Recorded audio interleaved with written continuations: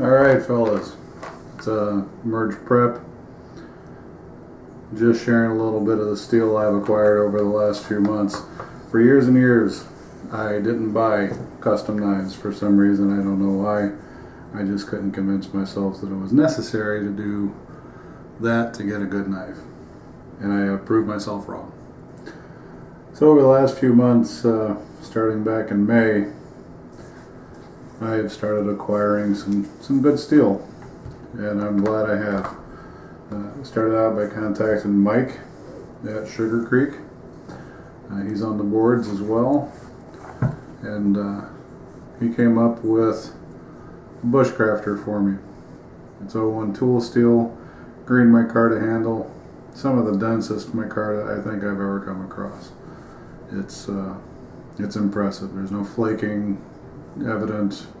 I doubt there ever will be. It's 1/8 inch material on it, steel pins. And Mike makes everything by hand. You know, he gets the blank steel. He carves it out on the belt saw, shapes it, puts the edge on it, does the grind all by himself, heat treats, tempers. It's all done in-house. And this is a phenomenal piece of steel. I can't ask for much more. And got this by accident. I was, a few months ago, I convinced myself I needed a tracker. After looking at one for years and years, I got the opportunity to use one over the summer and was thoroughly impressed. And then I got a hold of mine, took it right out of the box, carved out a spoon with it without much difficulty at all. But I found the saw kept getting bound up by the black coating that was on it. Other than that, this thing is so much more usable. Anyway, I contacted Mike to see if he would be willing to do some work on it. Because when I got this thing out of the box, even though I was able to do a good wood carving on a spoon, this thing had shoulders on it like a linebacker, and it was kind of like trying to roll a telephone pole over a toothpick. Didn't work that well. Had some issues. The draw knife is a primary reason I really wanted this. Like, I was raised by my grandfather, who was a cabinet maker, so I had a draw knife in my hand at the age of about 6. And every draw knife I ever used was a single chisel bevel, and it was just deadly sharp. And then once again, the edge on this thing right out of the box just had a lot to be desired. And so I played with it for a while. I took it out, used it, did some chopping. I had some glanced off blows. Wasn't real happy about that. But again, the design overall just really spoke to me. I said, this is something that is a work in progress. I can't think of many 1/4 inch knives that didn't have some kind of work done to them. You see it done on Beckers all the time. BK2s, I don't think I've seen anything on the boards that has a standard bevel left on a BK2, except for very few, and they're usually right out of the box. Jake Williams had his convex, gave it away, did a heck of a job on that. Raised some Sergeant Mac raised some money for 556 MP on an auction. That's very cool thing to do. But the knives get dealt with aftermarket all the time. So I sent this down to Mike, and he did the Scandi Vex on the front half of this, and it is just hair popping sharp now. There's no shoulders to speak of. Haven't had a glanced blow since I had this done. And he took the draw knife. I don't know how well you can see that, but he took it to a true Scandi on that. Hi, cat, get out of here. And this thing, I couldn't do a feather shaving to save my life before this thing goes through. This is, some pretty well seasoned sycamore, and I can sit here and carve Shirley Temples all day with this thing. Heck of an edge on this. Heck of an edge. And when you remove the coating, that freed up the saw. And it is so much more usable now. Plus, it's just gorgeous. You got rid of that god-awful black film on there. It was so thick right out of the package that I actually had some wood chips embed themselves in the black coating right here. I couldn't get them off with a flat tip screwdriver.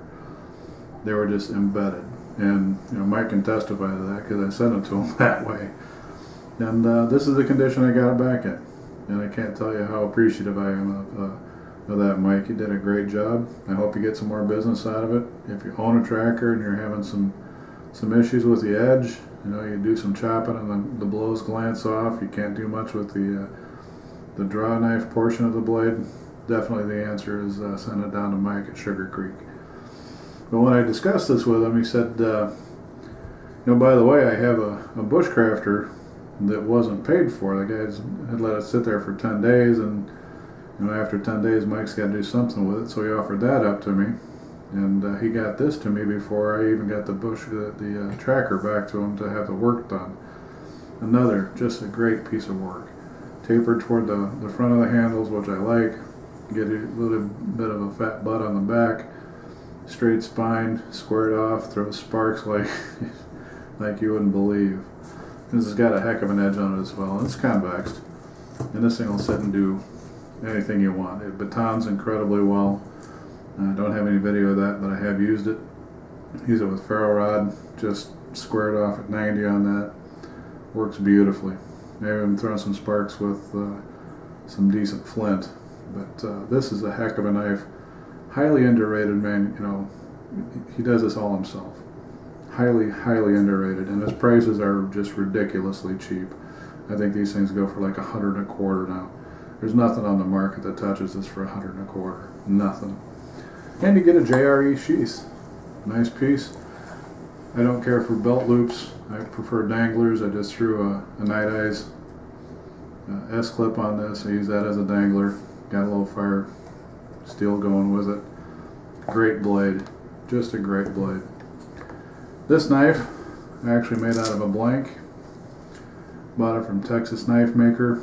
$34 for the blank, and I made the Micarta myself. Not so dense. And there's a little bit of flaking on here. Eventually I might redo the handle on that. But it's comfy, and it's 1095 steel, so you can't really go wrong there.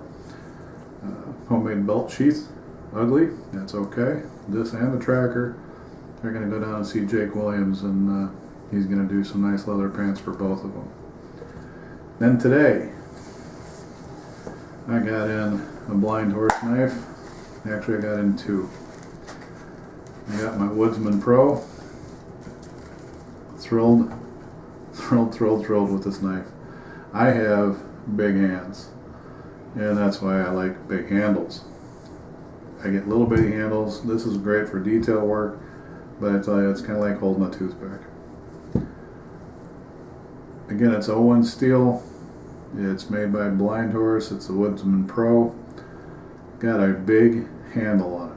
I love that. That was the first thing that turned me on to this design.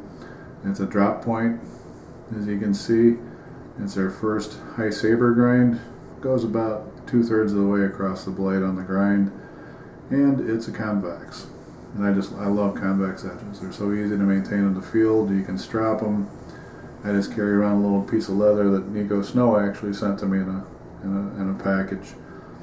And I strap it on this on there, and it can go from a good working edge to a hair popping edge.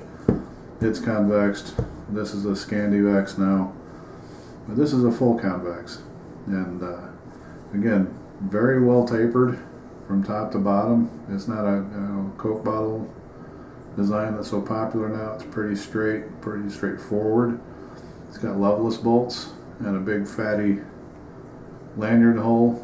I've gotten paracord stuck in those before, but it's just a very, very comfortable handle, and it fills my hand. I hate having the bottom end of a handle not quite make it to the bottom of my palm, and this thing just feels incredibly comfortable. It's hair popping sharp right out of the box. It took hair off my hand here earlier. I hadn't touched the edge. It's just, these guys do a heck of a job. And when I got the notification that this was ready, I asked them if they had any tiger naps. Alicia took care of me on a tiger nap.